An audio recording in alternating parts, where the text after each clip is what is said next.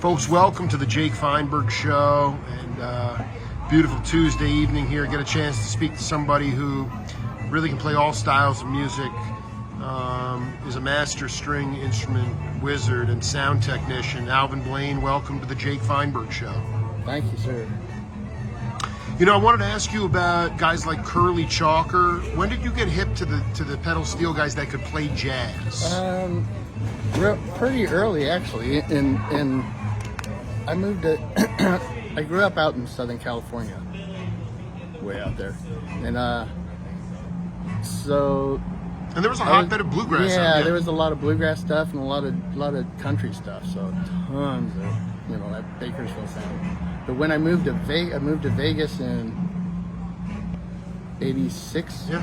And Curly Chalker was playing across the street from where I was. Dude, Curly's here with us. I can feel it, man. Yeah. He was playing across the street. That was his house gig back then. What was the name of the club that he was playing at? I want to say it was the Long Branch Casino. It was just right across down from Sam's Town. I was playing in the band at Sam's Town. Then I got in the band at the Nashville, Nevada club, Calamity Jane's. And I was there for... You would go on when you were... Because you would play one set on, 60 set... one set off kind of thing? Yeah, well, at Sam's Town, it was 45 15s for six hours. So. And Curly played across the road, and I think he only played 5 hours. Can you talk to me about Curly? Like, you would go and just, I guess at that point, where were you at as a musician? And how, were you already hip to him, by the way? Yeah. Because I had that Merle Travis album he did in the late 50s that had all. Oh man, I don't think I'm hip to that. What's the name of that? I have to remember it. It's all right, but it's got Curly's all over it. And he was playing an old Fender, 800, just doing all this killer six stuff, so swing stuff. Would you say that? Did you go to the Golden Bear in Huntington Beach? I'm curious about I've been there a couple of times, but I was up in Ventura area. Well, it's a beautiful area. So what was kind of emanating out of there in terms of? Were you playing like top 40 gigs country wise? No, I kind of did some at first. My very first gig was like '78 at the Moose Lodge. What was it called? At the Moose Lodge. Oh, that's so sick. 78, the year I was born. Yeah. And I was playing with these guys that all they did was Merle Haggard and Creedence songs. So we play like 3 Creedence songs, 3 Merle Haggard songs. God, this is unreal, dude. And I was like, I was still in high school, so. But it was cool, So what was the first gig for Alvin Blaine where you could stretch out and take as many bars as you wanted, where it wasn't a formula trip gig? What was maybe in college, a band? Yeah, and that was probably the band.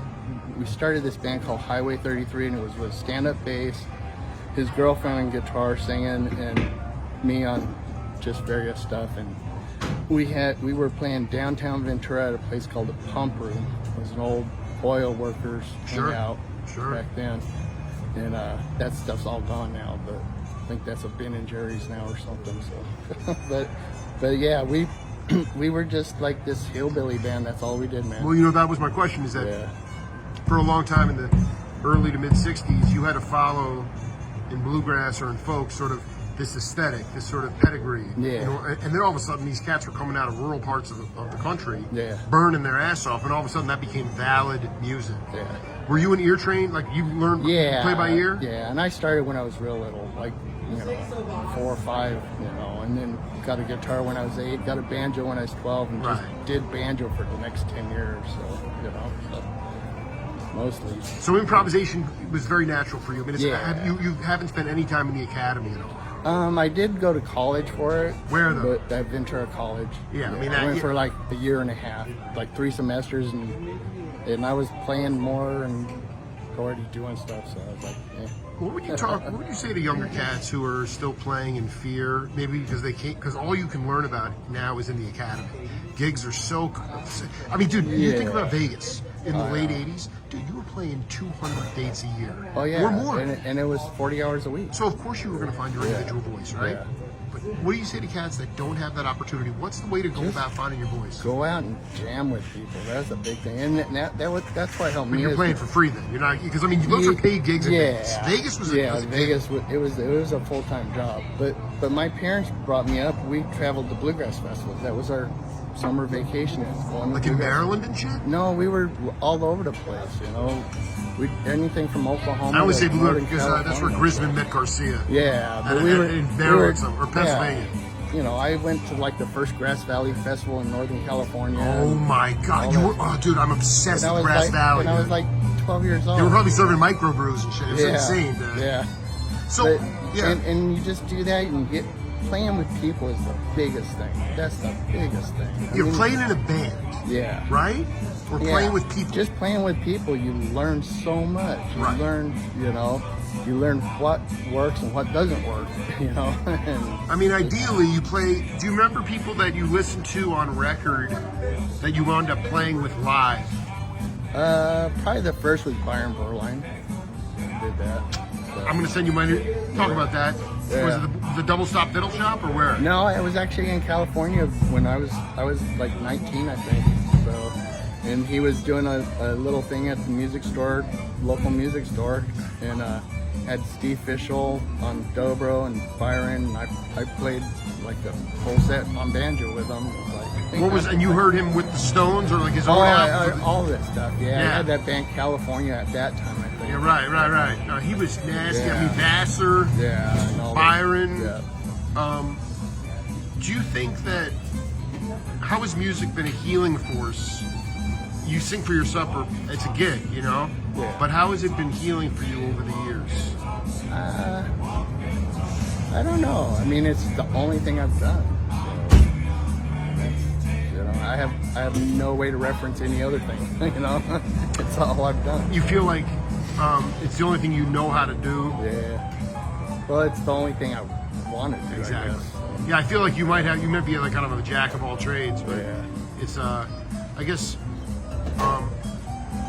in this time that we're living through, I mean, people will just roll their eyes, but music is a healing force for humanity. Yeah, and I think it is. I think it's one of the most powerful things in the world.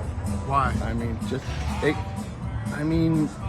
if you went a day without, you can't even go a day without hearing music somewhere, anywhere.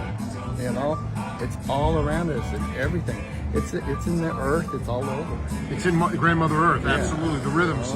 Before I let you go, Jake Feinberg's just getting hip to the two Sonics, but you guys are celebrating a 10-year anniversary almost to the day. Yeah. Who was the instigator for this group? How did it come together? Well, myself and Nick Coventry, we were doing a thing in this little bluegrass band at La Cocina every Friday. Yeah. And we kept, every now and then we'd play a song, an old Western swing song. We kept going, we got to start a band. And he was in the hot club of Tucson at that, Yeah, sure. So we were like, so now we got those four of us. So the bass, guitar, fiddle, and myself. And then this cat named Amos came to town. Amos? Yeah. You got a full name on him or just went by one name? I can't even I can't, because he goes by a couple of different things. Amos Hop and Amos. What did he play? And he played some fiddle and some guitar and sang. And he was wanting to do something. We did some bluegrass stuff with him, and then he goes, let's do Western swing. So we just said, okay, we jumped in and did it. Had another drummer back then, but then after a while he moved away within the first year, and so did Amos. So then we got Fred Hayes on drums now. You have, what's fascinating is you actually have a jazz rhythm section. Yeah. Which is really unique.